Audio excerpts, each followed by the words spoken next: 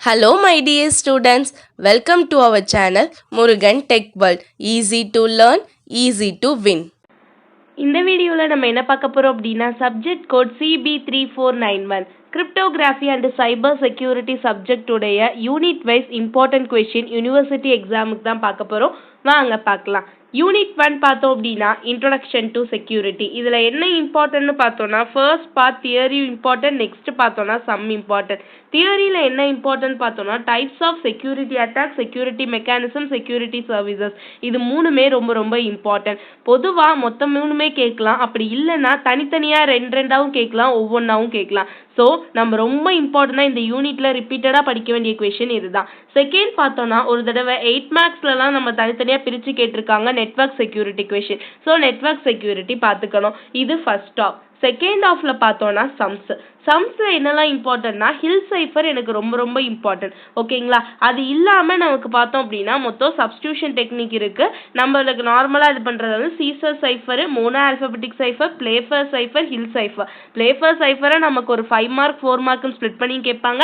Hill சைஃபரை direct 13 மார்க்லையும் கேட்கலாம். ஓகேங்களா? Caesar சைஃபர்லாம் 2 மார்க்ஸில் கேட்கலாம். ஸோ இந்த கொஷினும் ரொம்ப ரொம்ப இம்பார்ட்டன்ட். லாஸ்ட்டாக ரோ காலம் டிரான்ஸ்போசிஷன்னா என்ன, ஸ்டெக்னோகிராஃபினா என்ன, இது 8 மார்க்கில் பிரித்து கேட்குறது.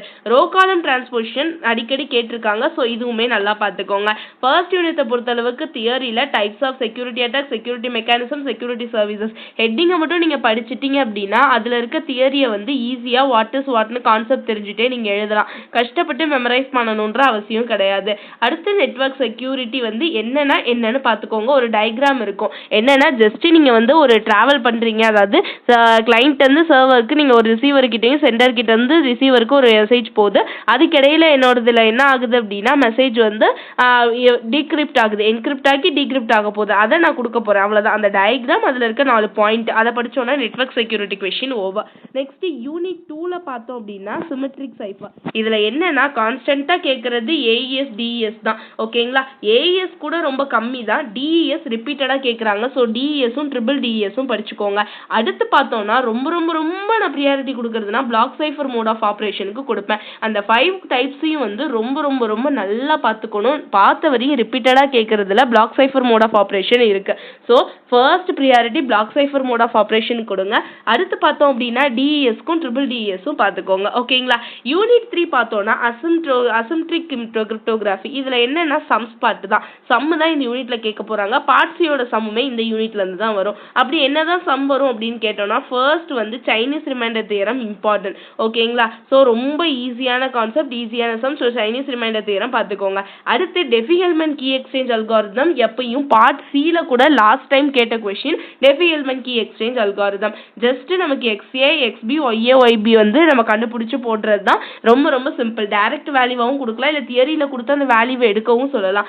எப்படி கேட்டாலும் பார்க்குற அளவுக்கு இந்த டெஃபி-ஹெல்மன் கீ எக்ஸ்சேஞ்ச் நீங்கள் தரவாக இருந்தீங்க அப்படின்னா ஷுவராக உங்களுக்கு வந்து 15 மார்க் கையில் இருக்கும். அடுத்து பார்த்தோன்னா RSA அல்காரிதம் என்னன்னு சொல்லி அந்த 8 ஸ்டெப்பும் தென் அதோடைய சம்ஸும். டைரெக்டாக நமக்கு வந்து எல்லா வேல்யூஸும் கொடுத்து கண்டுபிடிக்க சொல்கிறாங்களா, எந்த வேல்யூ மிஸ் ஆகுது, எம்மா ஈயா டியான்னு சொல்லி பார்த்து கரெக்டாக போடணும். ஓகேங்களா? இது இல்லாமல் நமக்கு 8 மார்க்ஸ் 4 மார்க்ஸில் ஸ்ப்ளிட் பண்ணி கேட்குறது 2 மார்க்லலாம் ஃபெர்மட்ஸும் ஆயிலஸ் தியரமும். ஓகே, இதை பார்த்தோம் அப்படின்னா இந்த யூனிட்டில் கண்டிப்பாக ஒரு கொஷின் அட்டன் பண்ண முடியும். தென் பார்ட் சியுமே நம்மளால் அட்டன் பண்ண முடியும். இந்த 4 கொஷின் படித்தோம் அப்படின்னா ஆல்மோஸ்ட் நமக்கு 2 அட்டன் பண்ணுற மாதிரி.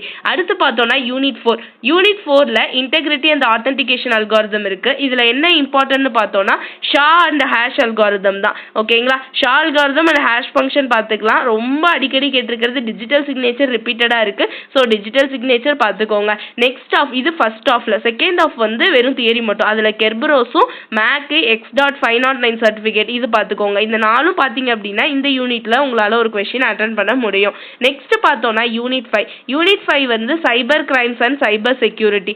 இந்த யூனிட்டை பொறுத்தளவு நமக்கு சினாரியோ பேஸ்டு கொஸ்டின்ஸ் தான் வரும். அதாவது ஒரு ஐடியாலஜி கொடுத்துருவாங்க, இங்கே நம்ம என்ன மாதிரி செக்யூரிட்டி யூஸ் பண்ணி நம்ம டேட்டாவை ப்ரொடெக்ட் பண்ணலாம் அப்படின்னு சொல்லிட்டு கேட்பாங்க.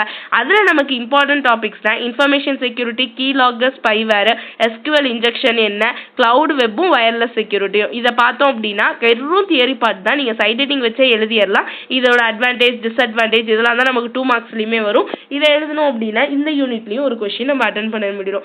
இவ்வளவுதாம்மா நமக்கு கிரிப்டோகிராஃபியில் இருக்க இம்பார்ட்டன்ட் கொஸ்டின். ஈஸியான சப்ஜெக்ட் தான். நீங்கள் கொஞ்சம் ஆனால் மற்ற சப்ஜெக்டை கம்பேர் பண்ணுறப்ப நீங்கள் கொஞ்சம் எஃபர்ட் போட்டு படிக்கணும். அப்போ தான் அந்த சம்ஸ் போட்டு பார்க்குறப்ப தான் ரிப்பீட்டடாக நம்மளால் கொஷின் அட்டன் பண்ணி மார்க் வாங்க முடியும். இந்த சப்ஜெக்ட்டுக்கான லெக்சர் வீடியோஸ் நம்மளுடைய யூடியூப் சேனலில் அப்லோட் பண்ணியிருக்கோம். பார்க்கல அப்படின்னா மறக்காமல் பாருங்கள். பிளேலிஸ்ட்டோட லிங்க்கை டிஸ்கிரிப்ஷனில் கொடுக்குறேன். ஓகேங்களா? மறக்காமல் இந்த வீடியோவை உங்கள் ஃப்ரெண்ட்ஸுக்கும் ஷேர் பண்ணுங்கள். முருகன் டெக் வேர்ல்ட் சேனலை சப்ஸ்கிரைப் பண்ணிக்கோங்க. பக்கத்தில் இருக்க பெல் ஐக்கானை கிளிக் பண்ணிக்கோங்க. அப்போ தான் நான் போடுற வீடியோஸ் உடனே நோட்டிஃபிகேஷனாக உங்கள் மொபைலுக்கு வரும். Stay tune. நெக்ஸ்ட் வீடியோவில் அடுத்து பார்க்கலாம். தேங்க்யூ.